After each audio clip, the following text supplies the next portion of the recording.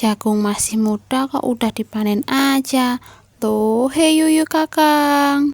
Piye kabare dina iki? Wis masak ping pira lho? Isu iki aku jane kesusu-susu tapi kok yo eman-eman ora dikontenke yo. Kali iki aku arep masak utren utawa jagung enom dicampur tahu, dinehi bakso tambahi wortel. Lah iki nang video tahune lagi tak irisi cilik-cilik terus arep tak goreng. Lah sembari goreng kuwi aku nyambi motongi utrene tak irisi cilik-cilik. Maksudnya sih ben babar dadi akeh terus meresep bumbu. Kan ra lucu nek utrene diglundung-glundungke lemangan kesloloten engko. Pokoknya disambi-sambi nggo ngejar waktu ben cepet mateng soalnya gen arep nggo sarapan. Lah mari ngono rampung ngirisi utren aku nyiapke bumbu brambang bawang tak irisi. Terus tak kei cabe siji terus karo tomat ben rasa cekit-cekit sithik.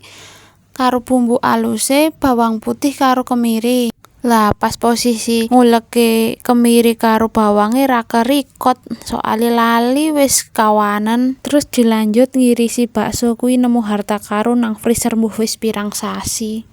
Baksone ya tetep tak irisi cilik-cilik, maklum lah ibu-ibu ben ketok akeh cukup nggo sarapan.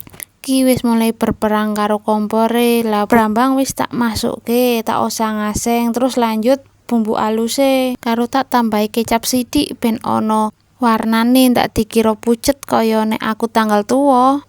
Terus dijeburno utrene tak kei rasa tapi ora nganggo rasa yang tertinggal lho.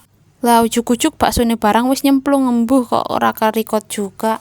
Terus tak ongkop sedelok lah mak duduk mateng.